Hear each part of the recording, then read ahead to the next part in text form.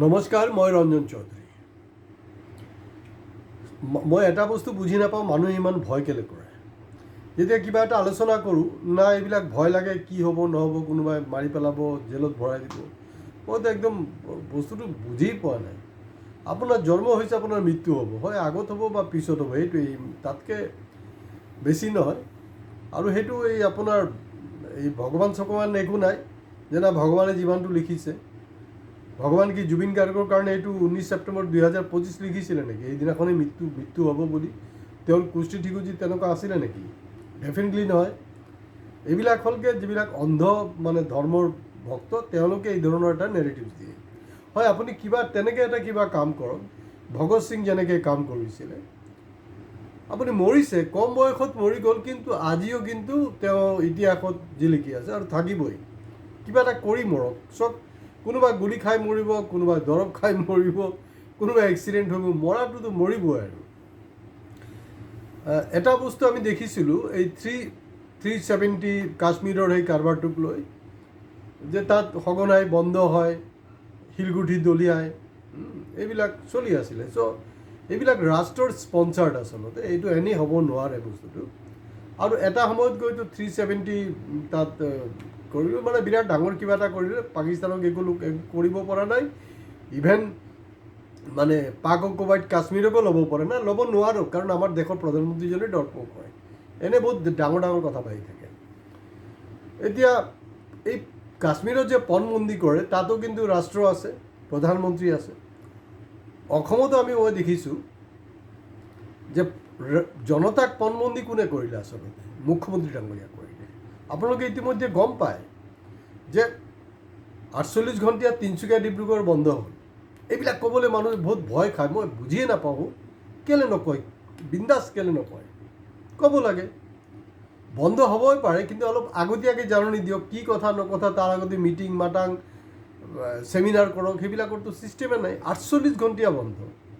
এতিয়া 48 ঘণ্টা নহয়, 4 ঘণ্টা 8 মিনিট আজি শিক্ষক কৰ্মচাৰী বা এনে কোনো যদি শ্ৰমিক কৰ্মচাৰীয়ে খাটি খোৱা জনতাই যদি আপোনাৰ বন্ধ কৰে, তেতিয়াহ'লে কি চৰকাৰে মনে মনে বহি থাকিব নেকি? এইটো এনেকুৱা এটা অনুভৱ হৈছে যে টোটেল অনুভৱ নহয়, এইটো ফেক্ট হয়। মানুহে ভয় খায়, ক'বলৈ নাপায় যে একদম মানে হিমন্ত বিশ্ব শৰ্মাৰ স্পনচাৰ্ড গোটেই কামটো হ'ল। কাৰণ দ্বিতীয় ৰাজধানী ডিব্ৰুগড় আৰু অসমৰ শিল্পনগৰী তিনিচুকীয়া, দুটাই স্তব্ধ। টায়াৰ জ্বলালে, সুপ্ৰিম কোৰ্ট কৈছে যে টায়াৰ জ্বলাব নালাগে। আকৌ এই সংগঠনৰ মানুহবিলাকে কোনোবা ঠিকাদাৰ যদি ৰাস্তা পদূলি বনোৱাৰ সময়ত টায়াৰ জ্বলোৱাই নহয়, তেতিয়া তেওঁলোকে কিন্তু সুপ্ৰিম কোৰ্টৰ সেইটো আনে, আৰু সেইটো আমাৰ ভাইৰেলো হৈ থাকে যে এনেকৈ অমুক ঠিকাদাৰ হেৰি কৰি আছে, টায়াৰ জ্বলাইছে, টায়াৰ জ্বলাই কাম কৰি আছে, কিবা কিবি বহুত কিবা কিবি কৰি থাকে। কিন্তু সঘনাই আমি দেখিছোঁ যে সংগঠনৰ বন্ধত কিন্তু টায়াৰ জ্বলাই দিয়া হয়। তো এই সংগঠনবিলাকৰ ওপৰত একশ্যন কেলৈ নহ'ব? শুকুৰবাৰ বন্ধ, শনিবাৰ বন্ধ, থাকিল দেওবাৰ। দেওবাৰ কি হ'ল, মানে এনেকুৱাই মানে লীলা, লেতেৰা পানী পৰিলে, বৰ বেয়াকৈ পানী পৰিলে। গাঁৱৰ মানুহ ভালকৈ আহি বজাৰত, তিনিচুকীয়া দেওবাৰ বজাৰ যোনটো, তাত আহি মানে বজাৰ মানে 2 দিন তেওঁলোকৰ নষ্ট হোৱাত মানে গম পাইছে তো, একজন মানে মেহনতি মানুহৰ। এতিয়া বলিন চেতিয়াক একচুৱেলি যোনটো পজিশ্যনত দিছে, আকৌ যোনটো পজিশ্যনত তেওঁক বহাল কৰিছে, ইয়াততো কোনো নতুনত্ব একো নাই। তেওঁতো 2021-ৰ পৰা 26লৈকে একে পজিশ্যনতে আছিলে, ইয়াততো কোনো পদোন্নতি হোৱা নাই।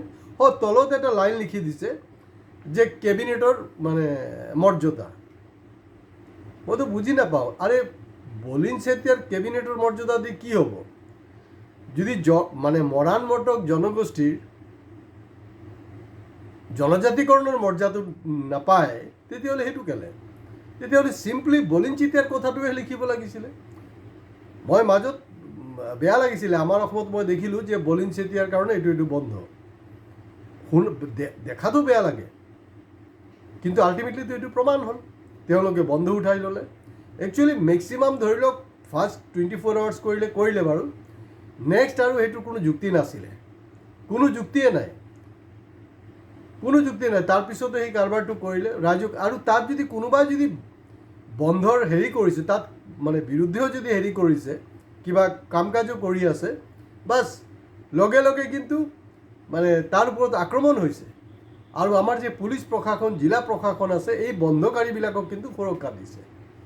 মই মোৰ জীৱনৰ অভিজ্ঞতাত মই দেখিছোঁ, যদি মোৰ ভুল নহয় এইটো 2003 হ'ব লাগে, এটা ৰাষ্ট্ৰব্যাপী পথ অৱৰোধ আছিলে, মাত্ৰ 2 ঘণ্টীয়া, মাত্ৰ 2 ঘণ্টীয়া।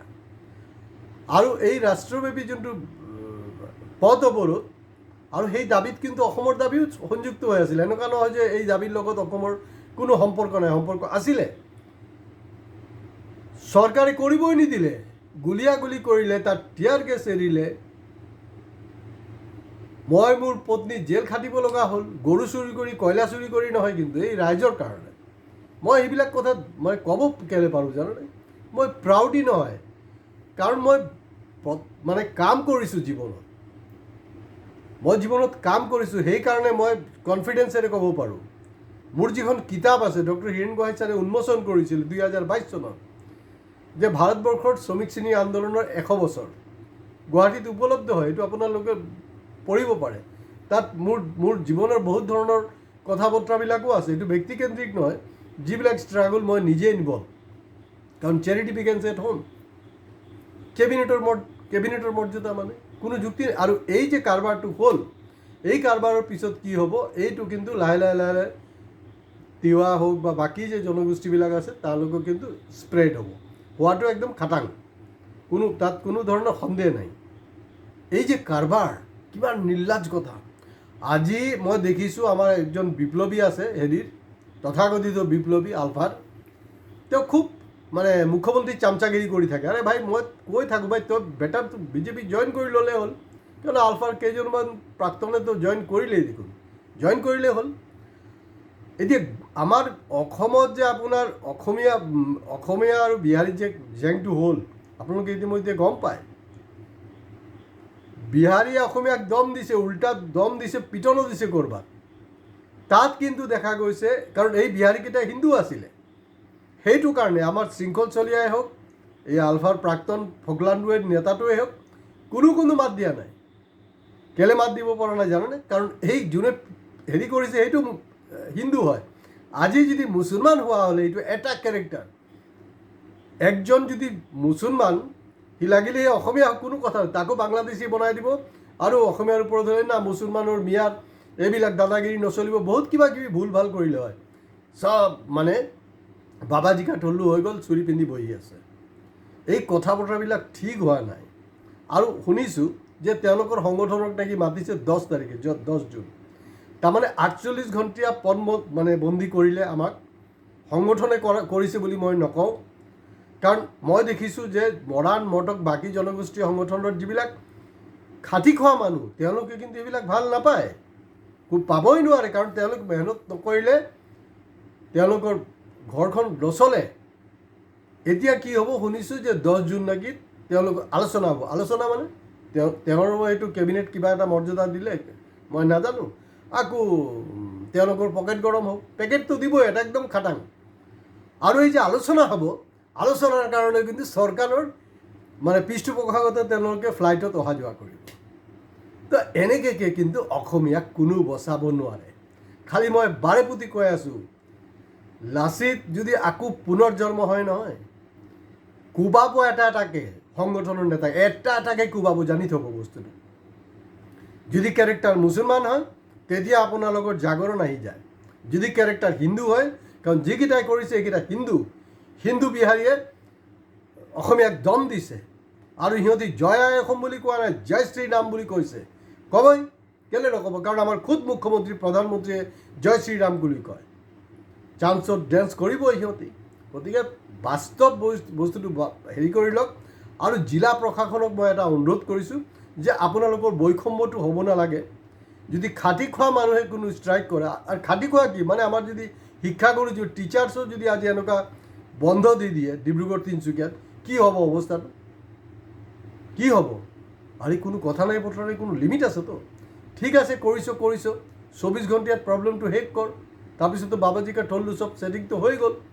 এতিয়া যিহেতু আকৌ 10 তাৰিখে মাতিব, গৈ এই পেকেটটো আনিব লাগে যে, সেইটো কাৰণে এনেকৈ অসমীয়া নিজে নিজৰ জাতিক নিজৰ জনগোষ্ঠীক পণবন্দী কৰি জাতিৰ উন্নতি হ'ব নোৱাৰে, উদ্ধাৰ হ'ব নোৱাৰে। এনেকৈ বহুকাল নচলিব। এনেকুৱাকৈ যদি চলি থাকে তেতিয়াহ'লে কিন্তু বিহাৰী পিটন খাবলৈ বাকী আছে আপোনালোকৰ, আৰু পিটনটো খাইছে কেইবা ঠাইত। আজি ইয়াতে শেষ কৰিছোঁ। ভিডিঅ' প্লিজ লাইক শ্বেয়াৰৰ লগত কমেণ্টছটো কৰিব আৰু ছাবস্ক্ৰাইব কৰিবলৈ নাপাহৰিব।